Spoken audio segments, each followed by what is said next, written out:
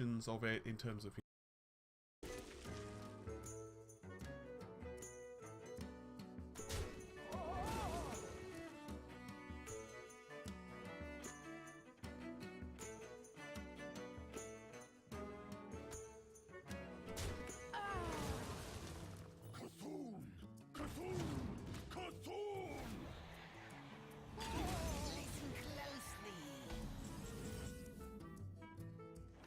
Welcome to the Grand.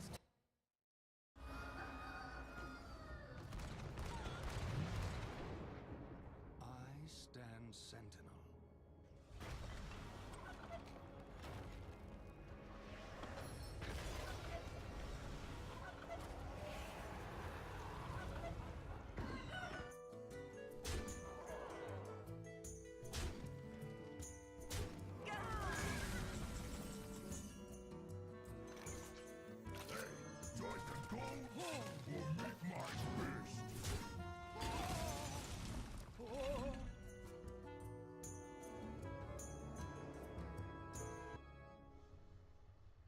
The balance will be preserved.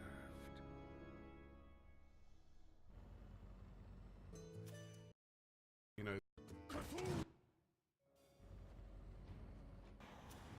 the actual architecture, but what that does in terms of raw performance, we're just going to have to wait.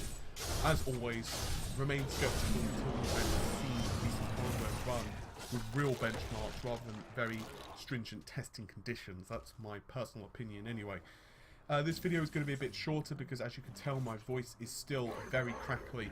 I am feeling a lot better though, so hopefully I can actually get to work, quite frankly, because it's been a very frustrating couple of days. I've been feeling quite shitty the past few days, and it's not really been conducive to, well, anything with actual extreme levels of concentration. So I apologise for that. I apologise for not being able to do a lot of the stuff that I've said I wanted to.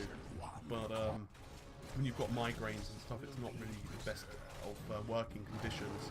So I have a couple of videos that I'm going to be working on. As I've mentioned previously, there are a couple of reviews coming up that I'm waiting to get hardware for, and also I have got the GPU one that I've said, you know, how GPUs work. I have started the script on that, but I've just been feeling so crappy. It's very hard to focus on something very technical and have a migraine at the same time. And there's also going to be everything we know about the Xbox Scorpio, specifically focused on specifications, but also the generic side of the machine. And I think that's about it, apart from a few other bits and bobs that I've mentioned a couple of times over. So hopefully you've enjoyed this video. As I said, sorry it's a bit brief, but yeah, hopefully you've enjoyed it anyway. I'll see you soon. Take care of yourselves. Oh, and someone mentioned to me on Twitter that I've had a couple of mic problems with crackling. Do blast me on Twitter again if you are still experiencing problems. As far as I know, I've done some audio testing. This seems to have cleared it up, but if not, find me on Twitter. It's in the video description. Look for my personal Twitter. It's Paul, and let me know. Take care of yourselves. Bye for now.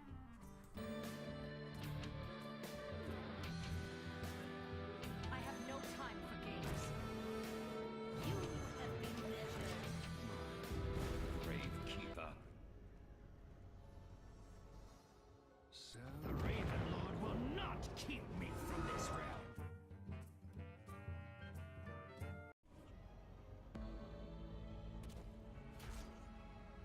Ladies and gentlemen, my name is Paul, and in this into the video, we're going to be discussing a whole slew of rumours concerning Ryzen, Vega, and the RX 490.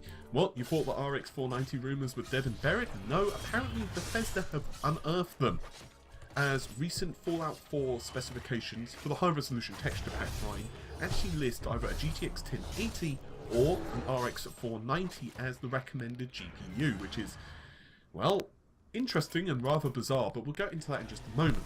Let's first of all talk about SKUs of Ryzen. So, Ryzen is going to be coming out at some point over the next couple of months from the rumours, and from what we know about the processor, it is going to have multiple SKUs available. AMD have actually confirmed this to me in an interview that there will be multiple SKUs available at launch, but they're not telling us what those are. Canard PC, you might recall, were the chaps who got an engineering sample Ryzen CPU.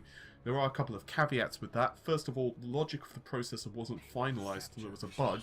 This basically meant that SMT or the IOPS cache, if memory serves, had a problem. Basically, you could either have SMT enabled or IOPS cache enabled, but if you had IOPS cache and SMT both enabled, there was basically a performance hit and a possibility of the core basically getting confused between the two threads. In other words, it would think thread 1 data was thread 2 data. In some instances, it caused some major issues with performance.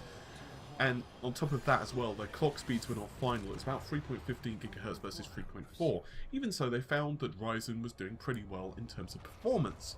But these same individuals, who are of course a French publication, have information concerning that, and they said on Twitter, and I quote, "I'm not 100% sure because it's all marketing, but I expect 5 SKUs to be announced on March the 2nd, so there's going to be 2 8-core 16-thread processors, that's not new. We've known there's going to be a high-end version and a lower-end version, a 6-core 12-thread, 4-core 8-thread, and a 4-core 4-thread. Now, I'm not really sure who to believe at this point, because Here's what I've heard. Basically, there are multiple different stories. The first story is that the 6-core is not going to be very common. The reason behind that is because you have to have processors in pairs on the CCX. So in other words, you can't have like 3 processors on the Ryzen CCX complex. It just doesn't work. So you have to have either a 4, you either have to have 4 or 2.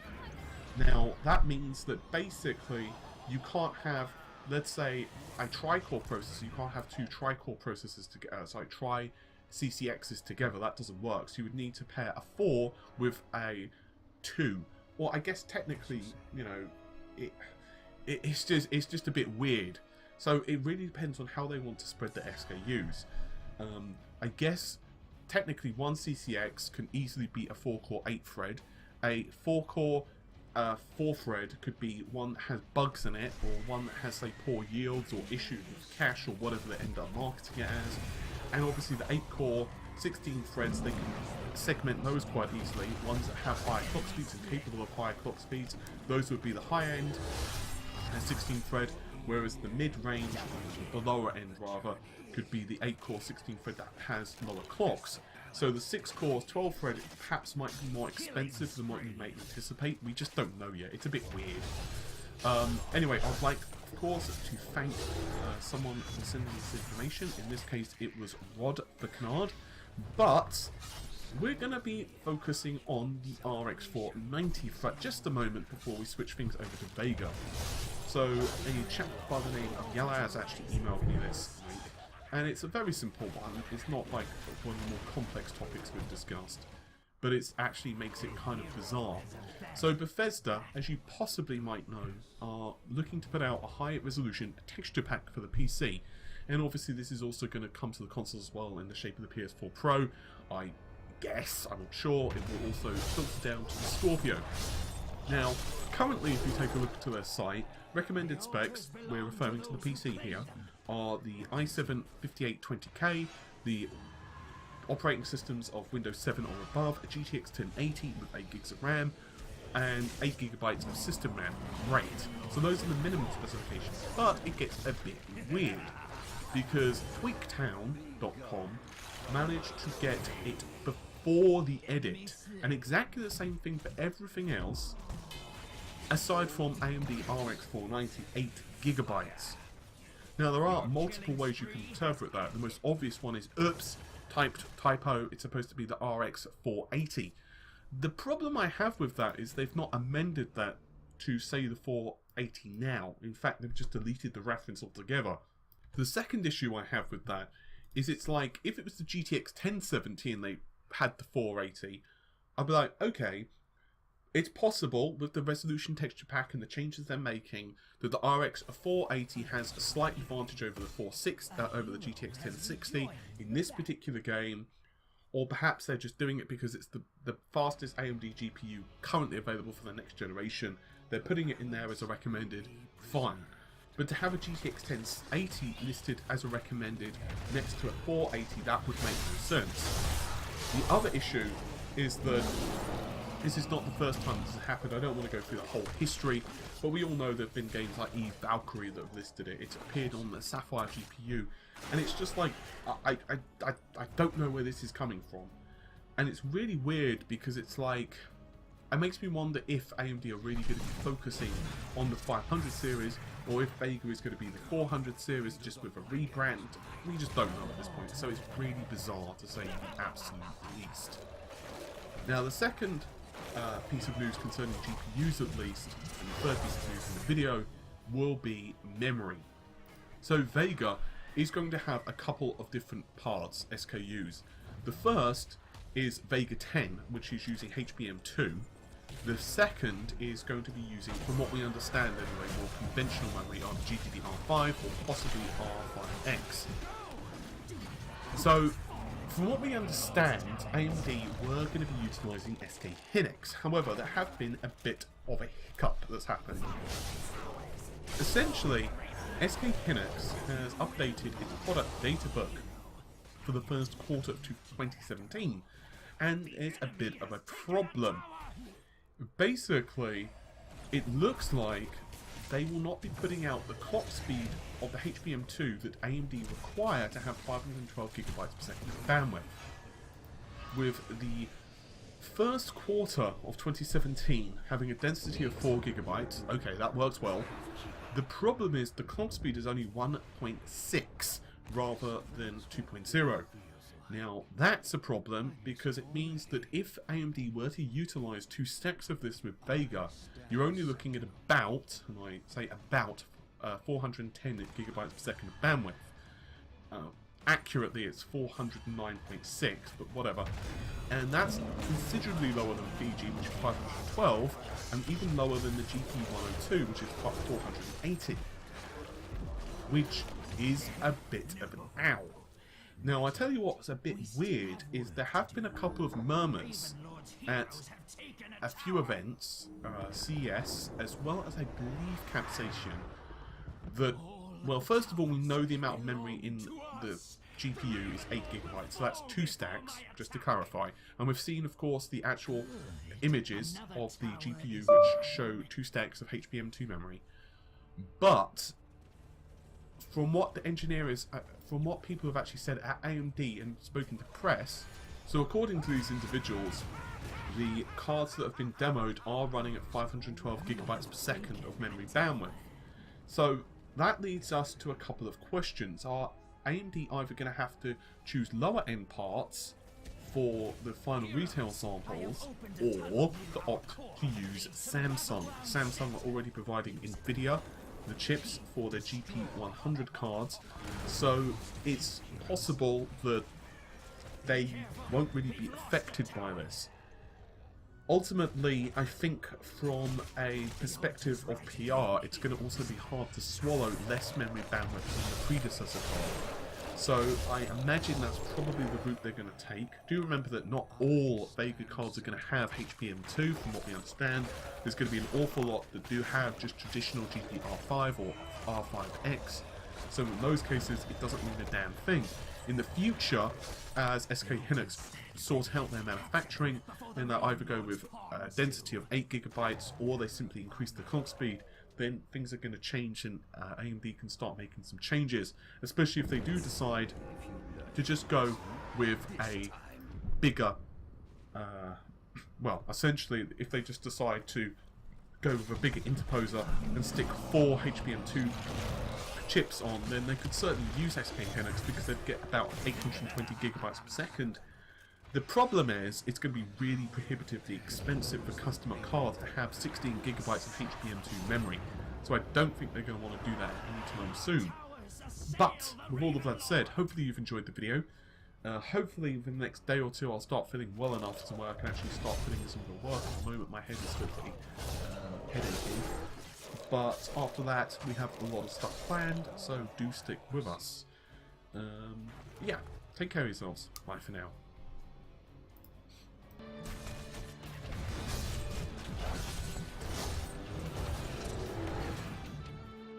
There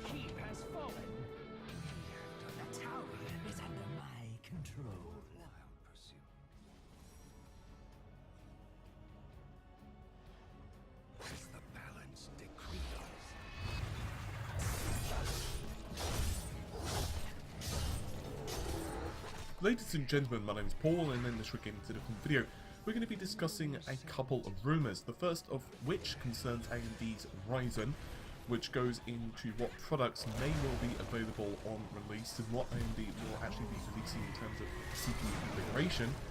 And the second is concerning the PS4 Pro, the Xbox Scorpio, and also the PS5, because the developers have been buzzing around quite a bit on these topics recently, and Thomas Mahler, you might recall, who is the developer behind Ori and the Blind Forest, recently kicked up a bit of a stink. He essentially said that the Scorpio is going to be a fully fledged generational upgrade, whereas he considered the PS4 Pro half-assed. Anyway, he's since clarified his statements, so we'll go into those in just a moment.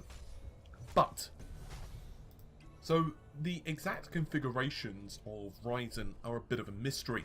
I did try to get some information out of AMD's Robert Hallock, but he said that they weren't willing to release that information just yet, so unfortunately all we have is conjecture. Oh, and in case you're wondering why my voice sounds crackly and croaky, I am pretty much getting absolutely skull-fucked with a cold, which is absolutely spiffy. Anywho, so, the rumoured series for the processor is SR3, SR5 and SR7.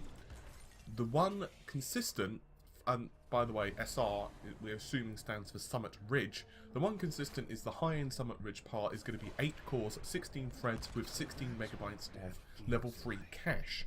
Now for those of you who do not know, I'll quickly go into the breakdown of a Zen CPU.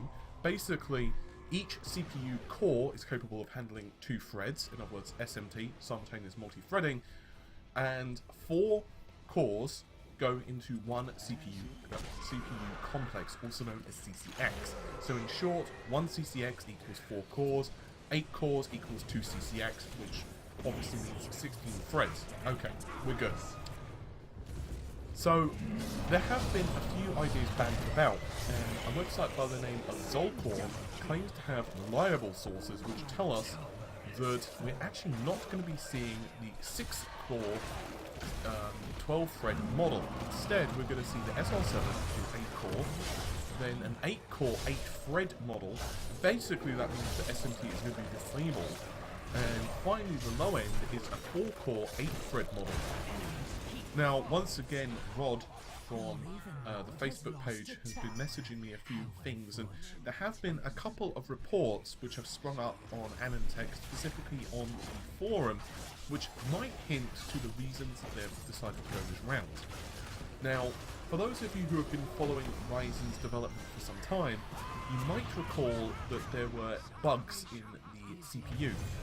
And the bug is that, supposedly, a member by the name of Tunafish on AnandTech.com, well, I guess he is favourite with cats, I don't know. Anyway, the bug says that when two threads, run on CPUs, and the UOP cache is used, sometimes, rarely, it's in fact rare enough that you can run benchmarks with the chips and not have it run happen every run, a thread gets delivered instructions from the memory map of the other thread. Now, just if you don't know what that means, it basically means that the chip gets confused. So let's assume that you have an instruction on thread 1, which says, I don't know, 1 plus 1, and then obviously it needs to calculate what 1 plus 1 is. The other thread might have another instruction, which is, let's say, find what 2 times, I don't know, 4 is, just for example. Well, obviously, if the 2 threads get confused and the chip's like, okay, well, you know, the result of the first thread, okay, I need to know what 2 times 4 is, and then it spits that data out to the first thread. It's giving it the wrong data, essentially. So there are 2 ways to mitigate this. The first is to disable UOPS cache, which means you are losing IPC, because basically you're disabling a certain cache on chip, or you can turn off the second thread. So you can use the UOPS cache and you don't lose the IPC, in other words, instructions per clock, but you lose the second thread. So what they're basically saying is that if they've made a lot of them, this is why they are sticking to 4 or 8 cores. There is another little caveat slash tidbit on this. I don't know how much stock I put in it, but supposedly another user by the name of Stilt, who is another pretty infamous overclocker, has also been saying that if a single CCX core is defective, the other CCX core must also, there has to be at least 2 cores disabled on the CCX, because basically the number of processors needs to be balanced. So in short, you can't have like 3 CCXs, sorry, 3 cores in the CCX, it doesn't work. This means that if you're trying to create a 6-core processor with Ryzen, if this rumor is accurate, you basically need to pair a full CCX with 4 cores with a CCX which has 2 disabled. Now obviously that's really down to you. The problem with a lot of these rumors, and I'm just going to be really honest with you, is that there is a lot of information which is conflicting. For example, AMD have told us that there is going to be multiple Ryzen models on launch, but another rumor is telling us there's going to be no 4-core on launch. Another rumor, of course, has said that there is essentially going to be a black edition of the SR7s, which are going to have higher clocks. But is that going to be the case now, because we've got 2 processors which are 8 cores, it's just one of them has, at least according to these rumors, SMT disabled. Now, my thinking behind this, and the reason I believe so many of these rumors are popping up, and so many of them are, conflicting with the others, is I think some of them are bullshit. I think some of them are basically people making them up. But I also believe that so many of them are genuine. It's just that they're taking at different parts in the design process. For example, if you've ever worked in any company, you'll know how quickly things can change overnight, and this is especially true in technology and processor design. For example, it could be, and I don't know what their yields are, I don't want to pretend I know, so I'm just going to say the figures I'm going to spout right now are bullshit. I'm just using them as an example. But let's assume that for AMD, they want the 4 processors inside the CCX to be fully functional with SMT, and let's say they consider that 100% functional, right? Well, they might